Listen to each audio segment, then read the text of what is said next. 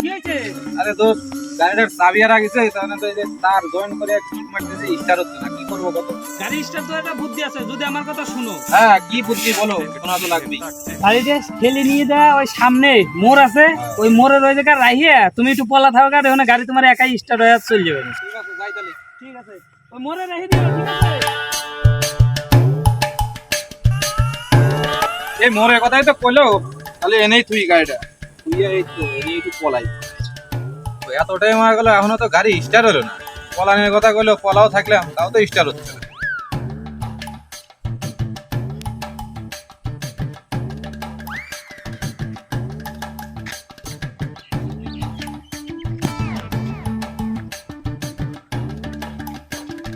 গাড়ি স্টার্ট দেওয়ার লোক মনে হয় আইছে।